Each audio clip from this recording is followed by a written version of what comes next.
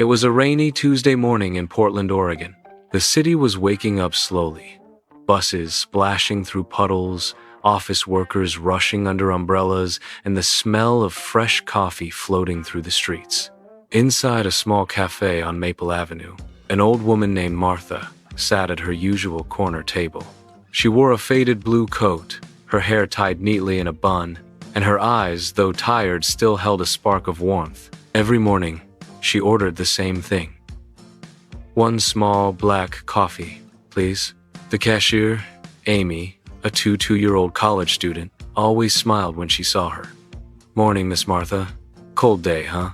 Every day is cold until you find kindness, dear, the old woman would say with a wink. For years, Martha came to that cafe quietly sitting, sipping her coffee, reading a small worn-out Bible. Sometimes she wrote in a notebook. Sometimes she just stared out the window, lost in thought. People didn't pay much attention. To most, she was just the old lady with the notebook. But one day, Amy noticed something strange. When Martha finished her coffee, she always left a small envelope under her cup with a sticky note that said, "For someone who might need a little help today." Amy once peeked inside. There was a $5 bill, sometimes $10. Never more, but always enough to make someone's day. One morning, Martha didn't come. Amy thought maybe the rain had kept her home. But the next day, and the next, her corner table stayed empty. Amy grew worried. The cafe felt quieter, colder. A week later, a man walked in, holding a small box. He looked about 40, dressed in old work clothes. He asked softly, "Excuse me, does a lady named Martha come here often?" Amy's eyes widened. "Yes, she's a regular. Is she okay?" The man smiled sadly. "She passed away last week. I'm her son." Amy's heart sank. "Oh no, I'm so sorry."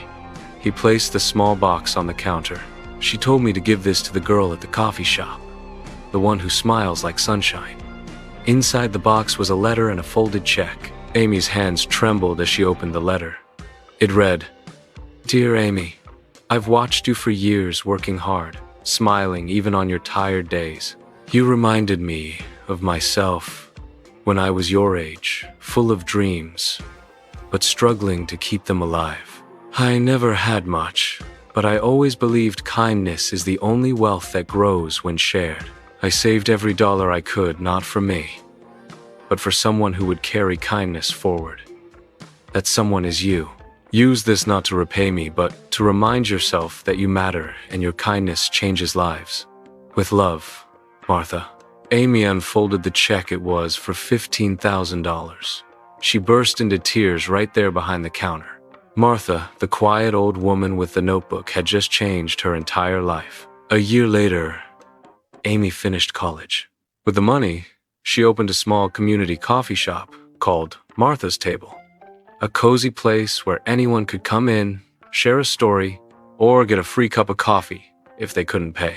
On the wall hung a framed photo of Martha, with a quote below it, "Kindness is the only investment that never fails." Henry David Thoreau. Every week, Amy leaves a small envelope under one of the cups. Inside it, $5 and a note that says, "For someone who might need a little help today." And so, the cycle continues, one cup of coffee at a time. Sometimes, the smallest acts of kindness leave the biggest footprints. Money fades, but compassion never does. Be someone's reason to believe in goodness again.